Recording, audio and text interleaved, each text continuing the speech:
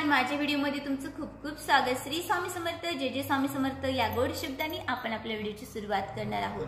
तर कुंभमेळा म्हणजेच काय, कुंभमेळ्याबद्दलची संपूर्ण माहिती आपण आज या व्हिडिओमध्ये बघणार आहोत। बघा, कुंभमेळा जो आहे तो सुरू झालेला आहे 13 जानेवारी पौष पौर्णिमेपासून जो आहे 2025 चा कुंभमेळा सुरू झालेला आहे। कुंभमेळा जो आहे उत्तर प्रदेशातील प्रयाग राज्यामध्ये जो आहे भरण्यास सुरुवात झालेली आहे।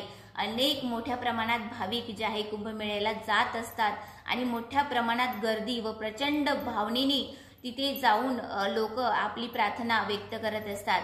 कुंभमेळा जो आहे दर प्रत्येकी 12 वर्षांनी येत असतो। मागचा जो कुंभमेळा झालेला होता तो 2013 मध्ये संपन्न झाला होता। त्याच पद्धतीने जो 6 महिन्याचा कुंभमेळा असतो त्याला अर्ध कुंभमेळा सुद्धा म्हणत असतात। ते हो कोणत्या पवित्र 4 शहरांमध्ये साजरा केला जातो, तर उज्जैन, हरिद्वार, त्याच पद्धतीने नाशिक आणि प्रयागराज या चारही ठिकाणी जो आहे महाकुंभमेळा भरत असतो आणि अनेक भाविक तिथे येत असतात। संपूर्ण भारतातलेच नाही तर विविध देशामधले प्रदेशामधले जे लोक आहेत कुंभमेळ्याला येत असतात। त्यामध्ये नागा साधूंचं खूप महत्त्वाची भूमिका तिथे मांडण्यात आलेली आहे। त्यांचं दर्शन लोक घेत असतात। त्याच पद्धतीने अत्यंत पवित्र म्हणजे जे आहे शाही स्नान, हे जे आहे कुंभमेळ्याचं महत्त्वपूर्ण मानण्यात आलेलं आहे। जर आपण कुंभमेळ्यामध्ये जाऊन शाही स्नान केलं तर आपले पापाची मुक्तता होते व पुण्य आपल्याला प्राप्त होते असे पौराणिक कथेमध्ये सांगण्यात आलेलं आहे।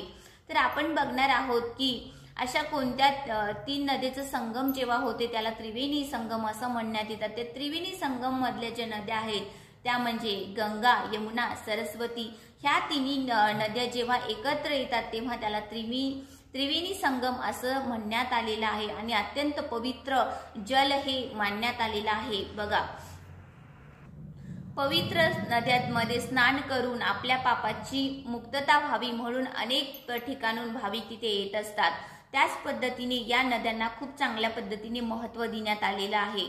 तर आता तुम्हाला प्रश्न पडला असेल की जो कुंभमेळा आहे दर 12 वर्षांनीच का भरतो, तर त्याच्या मागे सुद्धा पौराणिक आणि आध्यात्मिक असे ग्रंथ आहेत ज्यामध्ये याचा उल्लेख केलेला आहे। बघा, जे दुर्वा ऋषी होते त्यांनी देवांना श्राप दिला होता आणि श्रापामध्ये असे म्हटलं होतं की तुमची पूर्ण ताकद, तुमची जे पण देवी शक्ती आहे ती नष्ट होईल असा श्राप दुर्वा ऋषींनी जेव्हा देवांना दिला तेव्हा मात्र देव हे धावत धावत जे आहे श्री विष्णूकडे गेले आणि भगवान श्री विष्णूंना त्यांनी प्रार्थना केली की देवा आम्हाला काहीतरी उपाय सांगा। तेव्हा श्री भगवान विष्णूंनी सांगितलं आहे की तुम्हाला समुद्र मंथन करावे लागेल। आता समुद्र मंथन हे जे आहे ते का करायचे होते, कारण त्यामधून जे आहे अत्यंत मौल्यवान वस्तू बाहेर येणार होत्या। त्यामुळे श्री भगवान विष्णूंनी देवांना सांगितलं की तुम्ही समुद्र मंथन करा।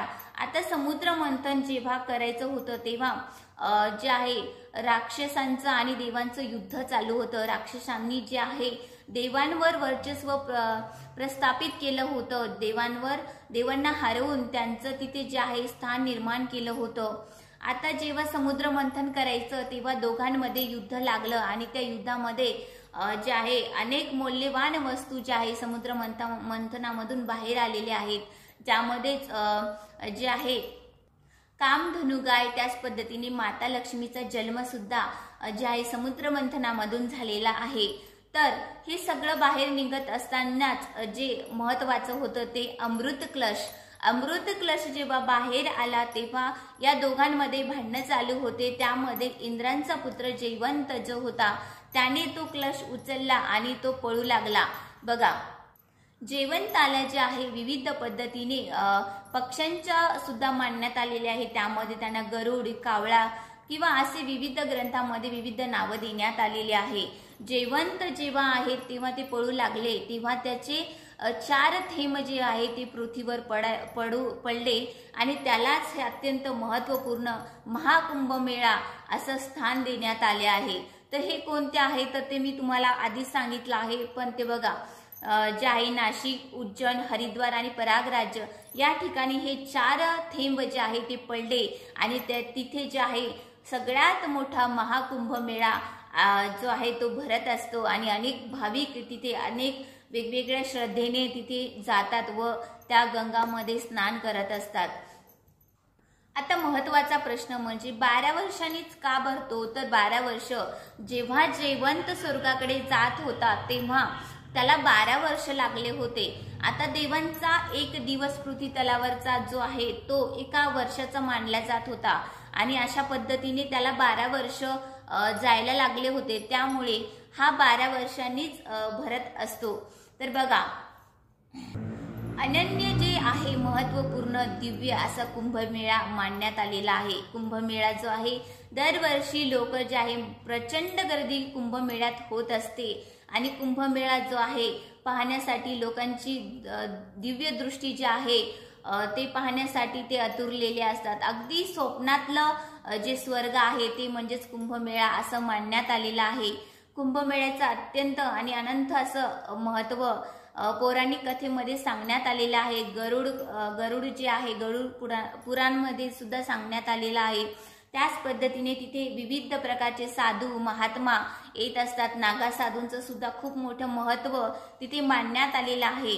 जर तुम्ही कुंभमेळ्याला गेलेले असाल तर मला कमेंट करून नक्की सांगा आणि तुम्हाला हा व्हिडिओ कसा वाटला ते मला कमेंट करून नक्की सांगा। परत भेटूया अशा छोट्याशा व्हिडिओनी।